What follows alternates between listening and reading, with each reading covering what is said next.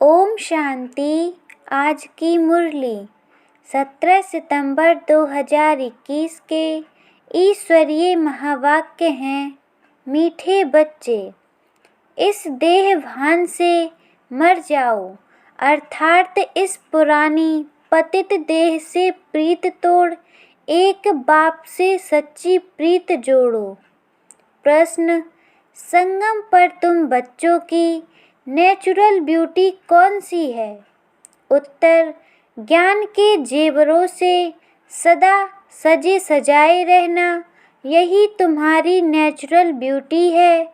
जो ज्ञान के जेवरों से सजे हुए रहते हैं, उनका चेहरा खुशी में फूल की तरह खिला रहता है। अगर खुशी नहीं रहती तो जरूर कोई देह अभिमान की आदत है, जिससे ही सब विकार उत्पन्न होते हैं। गीत महफिल में जल उठी समा। ओम शांति। इस गीत का अर्थ कितना विचित्र है। प्रीत बनी है किसके लिए? मरने के लिए। किससे बनी है?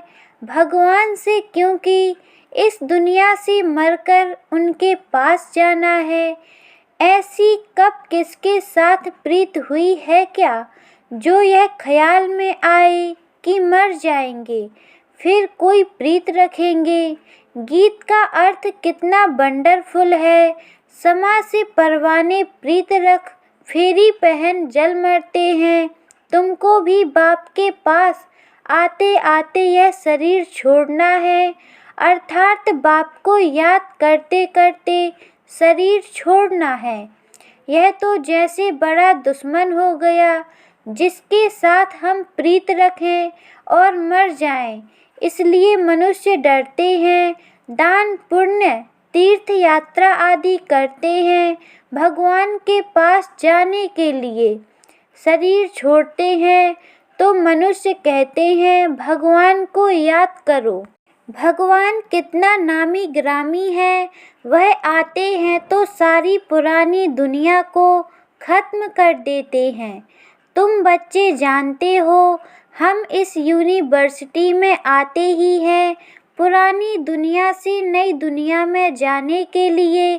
पुरानी दुनिया को पतित दुनिया हेल कहा जाता है।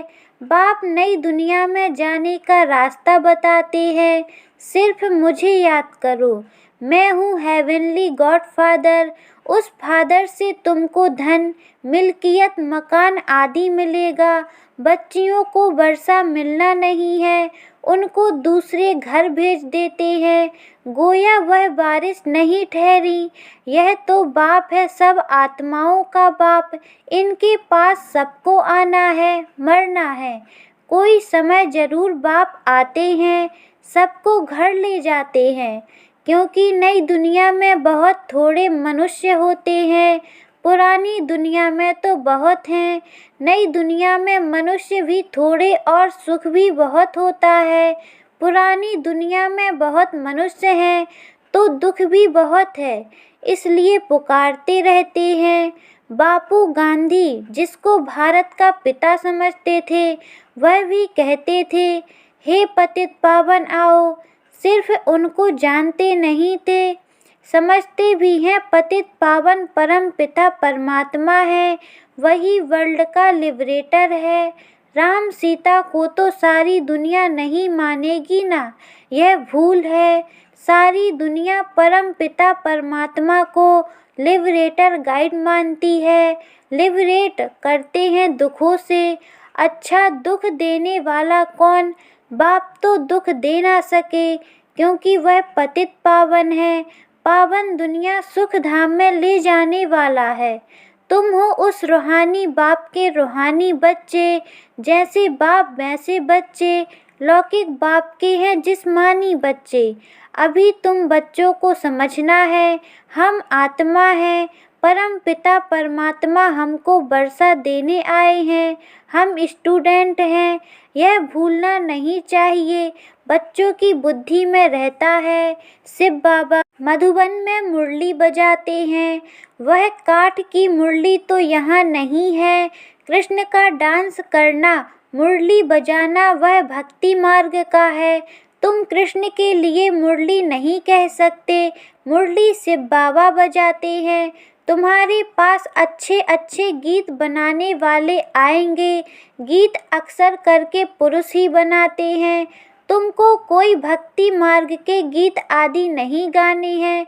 तुम्हें तो एक शिव बाबा को ही याद करना है। बाप कहते हैं मुझ अल्प को याद करो। शिव को कहते हैं बिंदी। व्यापारी लोग बिंदी लिखेंगे तो कहेंगे शिव। एक बिंदी लिखे 10 हो जाएगा, फिर बिंदी लिखो तो 100। तुमको भी शिव बाबा को याद करना है। जितना शिव को याद करते हो तो आधा कल्प के लिए बहुत साहूकार बन जाते हो। वहाँ गरीब होते ही नहीं, सब सुखी रहते हैं, दुख का नाम नहीं। बाप की याद से विकर्म विनाश हो जाएंगे, तुम बहुत धनवान बनेंगे। इसको कहा जाता है सच्चे बाप द्वारा सच्ची कमाई, यही साथ चलेगी। मनुष्य सभी खाली हाथ जाते हैं, तुमको भरतू हाथ जाना है। बाप को याद करना है और पवित्र बनना है। बाप ने समझाया है प्योरिटी होगी तो पीस प्रॉस्पर्टी मिलेगी। तुम आत्मा पहले पवित्र थी, फिर आप पवित्र बनती हो। सन्यासियों को भी सेमी पवित्र कहेंगे। तुम्हारा है फुल सन्यास। तुम जानते हो वह कितना सुख पाते हैं। थोड़ा सुख है फिर तो दुख ही है। वह सब है भक्ति मार्ग। भक्ति मार्ग में हनुमान की पूजा करो तो उसका दीदार हो जाता है। चंडिका देवी का कितना मेला लगता है, उनका चित्र भी होगा। जिनका ध्यान करेंगे वह तो जरूर सामने आएगा ही, परंतु उससे क्या मिलेगा। अनेक प्रकार के मेले लगते हैं क्योंकि आमदनी तो होती है ना। यह सब उन्हों का धंधा है। कहते हैं धंधे सब में धूर, बिगड़ धंधे नर से नारायण बनाने के। यह धंधा कोई बिरला करे। बाप का बनकर सब कुछ देह सहित बाप को दे देना, क्योंकि तुम जानते हो हमको नया शरीर चाहिए। बाप कहते हैं तुम कृष्णपुरी जा सकते हो, परंतु जब आत्मा तमो प्रधान से सतो प्रधान बने। कृष्णपुरी में ऐसे नहीं कहेंगे कि हमको पावन बनाओ। यहाँ सब मनुष्य मात्र पुकारते हैं हे लिबरेटर आओ, इस पाप आत्माओं की दुनिया से लिबरेट करो। अभी तुम जानते हो बाप आया है हमको अपने साथ ले जाने। वहाँ जाना तो अच्छा है ना। मनुष्य शांति चाहते हैं। अब शांति कहते किसको है यह नहीं जानते। कर्म बिगड़ तो कोई रह नहीं सकते। शांति तो है शांति धाम में। फिर यह शरीर लेकर कर्म तो करना ही है। सतयुग में कर्म करते हुए शांत रहते हैं। अशांति में मनुष्य को दुख होता है, इसलिए कहते हैं शांति कैसे मिले। अभी तुम बच्चे जानते हो शांति धाम हमारा घर है। सतयुग में शांति सुख सब कुछ है। अब वह चाहिए या सिर्फ शांति चाहिए। यहाँ तो दुख है, इसलिए पतित पावन बाप को भी यहाँ पुकारते हैं। भक्ति करते ही हैं भगवान से मिलने के लिए। भक्ति भी पहले अव्यभिचारी फिर व्यभिचारी होती है। व्यभिचारी भक्ति में देखो क्या क्या करते हैं। सीढ़ी में देखो कितना अच्छा दिखाया है, परंतु पहले पहले तो सिद्ध करना चाहिए भगवान कौन है। श्री कृष्ण को ऐसा किसने बनाया, आगे जन्म में यह कौन था, समझाने की बड़ी युक्ति चाहिए। जो अच्छी सर्विस करते हैं उनकी दिल भी गवाही देती है। यूनिवर्सिटी में जो अच्छी रीति पढ़ेंगे वह जरूर तीखे जाएंगे। नंबर बार तो होते ही है, कोई डलहेड भी है होते हैं। शिव बाबा को आत्मा कहती है मेरी बुद्धि का ताला खोलो। बाप कहते हैं बुद्धि का ताला खोलने के लिए ही तो आया हूँ, परंतु तुम्हारे कर्म ही ऐसे हैं जो ताला खुलता ही नहीं। फिर बाबा क्या करेंगे? बहुत पाप किए हुए हैं, अब बाबा उनको क्या करेंगे? टीचर को कहेंगे हम कम पढ़ते हैं, टीचर क्या करेंगे? टीचर तो कोई कृपा नहीं करेंगे, करके एक्स्ट्रा टाइम रखेंगे, वह तो तुमको मना नहीं है। प्रदर्शनी खाली पड़ी है, बैठकर प्रैक्टिस करो। भक्ति मार्ग में तो कोई कहेंगे माला फेरो, कोई कहेंगे यह मंत्र याद करो। यहाँ तो बाप अपना परिचय देते हैं, बाप को ही याद करना है जिससे वर्षा मिलता है। सतयुग में तो पारलौकिक बाप का वर्षा मिल जाता है, फिर याद करने की दरकार ही नहीं रहती। 21 जन्मों के लिए वर्षा मिल जाता है, तो बाप से अच्छी रीति से वर्षा लेना चाहिए ना। इसमें भी बाप कहते हैं बेकार में कभी नहीं जाना। थोड़ी भी बेकार की टेस्ट बैठी तो फिर वृद्धि हो जाएगी। सिगरेट आदि की एक बार टेस्ट करते हैं तो संग का रंग झट लग जाता है, फिर उस आदत को छोड़ना मुश्किल हो जाता है। बहाना कितना करते हैं, आदत कोई नहीं डालनी चाहिए, छी आदतें मिटानी है। बाप कहते हैं जीते जी देह का भान छोड़ो, मुझे याद करो। देवताओं को भोग हमेशा पवित्र ही लगाया जाता है, तो तुम भी पवित्र खाओ। अभी तुम बच्चों को फूल मुआफिक हर्षित रहना चाहिए। कन्या को पति मिलता है तो मुखड़ा खिल जाता है ना।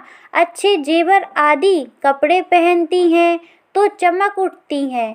अभी तुम तो ज्ञान के जेवर पहनते हो, वहाँ स्वर्ग में तो नेचुरल ब्यूटी रहती है। कृष्ण का नाम ही है सुंदर। राजा रानी प्रिंस प्रिंसेस सब सुंदर होते हैं, वहाँ प्रकृति भी सतो प्रधान हो जाती है। लक्ष्मी नारायण जैसी नेचुरल ब्यूटी यहाँ कोई बना ना सके, उनको कोई इन आँखों से देख थोड़े ही सकते हैं। हाँ, साक्षात्कार होता है, परंतु साक्षात्कार से कोई हूबहू चित्र बना थोड़ी ही सकेंगे। हाँ, कोई आर्टिस्ट को साक्षात्कार हो जाए और उसी समय बैठ बनाए, परंतु है मुश्किल। तो तुम बच्चों को बहुत नशा रहना चाहिए। अभी बाबा हमको लेने लिए आया है, बाबा से हमें स्वर्ग का वर्षा मिलता है। यह हमारे 84 जन्म पूरे हुए, ऐसे ऐसे ख्याल बुद्धि में होने से खुशी होगी। बेकार का जरा भी ख्याल नहीं आना चाहिए। बाप कहते हैं काम महाशत्रु है, द्रौपदी ने भी इसलिए पुकारा है ना। बाप कहते हैं तुम एक मेरे से ही सुनो और यही श्रीमत औरों को सुनाओ। फादर सोच सन, सन सोच फादर। फादर कौन? शिव फादर। शिव और शालीग्राम का गायन है। शिव बाबा जो समझाते हैं इस पर फॉलो करो, फॉलो फादर, यह गायन उनका है। बाप कहते हैं मीठे बच्चे फॉलो कर पवित्र बनो, फॉलो करने से ही तुम स्वर्ग के मालिक बनेंगे। लौकिक बाप को फॉलो करने से 63 जन्म तुम सीढ़ी नीचे उतरते हो। अब पारलौकिक बाप को फॉलो कर ऊपर चढ़ना है, बाप के साथ जाना है। बाप कहते हैं एक एक रत्न लाखों रुपयों का है। बाप रोज समझाते रहते हैं मीठे मीठे बच्चों, पहले पहले सबको 2 बाप का परिचय देना है। लौकिक बाप वर्षा देते हैं पतित बनने का, पारलौकिक बाप वर्षा देते हैं पावन बनने का। कितना फर्क है। अब पारलौकिक बाप कहते हैं पावन बनो, बेकार में जाने वाले को पतित कहा जाता है। तुम्हारी मिशन है पतितों को पावन बनाने का रास्ता बताने वाली। पारलौकिक बाप भी अभी कहते हैं पावन बनो, जबकि विनाश सामने खड़ा है। तो अब क्या करना चाहिए?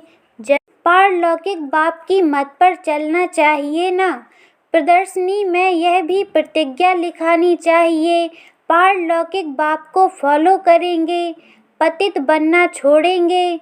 लिखो, बाप ही गारंटी लेते हैं, तुम भी गारंटी ले सकते हो। तुम पतित बनते ही क्यों हो, जो फिर पुकारते हो हे पतित पावन आओ। सारी बात ही है प्योरिटी पर। तुम बच्चों को दिन प्रतिदिन खुशी रहनी चाहिए। हमको बाप स्वर्ग का बरसा दे रहे हैं। अच्छा, मीठे मीठे सिक्के लधे बच्चों प्रति माता पिता बाप दादा का याद प्यार और गुड मॉर्निंग। रूहानी बाप की रूहानी बच्चों को नमस्ते। हम रूहानी बच्चों की रूहानी माता पिता बाप दादा को याद प्यार और गुड मॉर्निंग। बाबा नमस्ते। धारणा के लिए मुख्य सार। पहली पॉइंट, कोई भी गंदी छीछी आदत नहीं डालनी है। जीते जी देह का भान छोड़ना है। फूल मुआफिक हर्षित रहना है।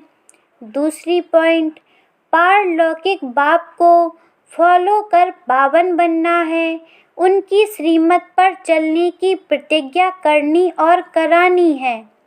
वरदान, अपनी श्रेष्ठ वृत्ति द्वारा शुद्ध वायुमंडल बनाने वाले सदा शक्तिशाली आत्मा भव। जो सदा अपनी श्रेष्ठ वृत्ति में स्थित रहते हैं वे किसी भी वायुमंडल वाइब्रेशन में डगमग नहीं हो सकते। वृत्ति से ही वायुमंडल बनता है। यदि आपकी वृत्ति श्रेष्ठ है तो वायुमंडल शुद्ध बन जाएगा। कई वर्णन करते हैं कि क्या करें, वायुमंडल ही ऐसा है। वायुमंडल के कारण मेरी वृत्ति चंचल हुई तो उस समय शक्तिशाली आत्मा के बजाय कमज़ोर आत्मा बन जाते हैं। लेकिन व्रत प्रतिज्ञा की स्मृति से वृत्ति को श्रेष्ठ बना दो तो शक्तिशाली बन जाएंगे। स्लोगन, गुणमूर्त बनकर सर्व को गुणमूर्त बनाना ही महादानी बनना है। ओम शांति।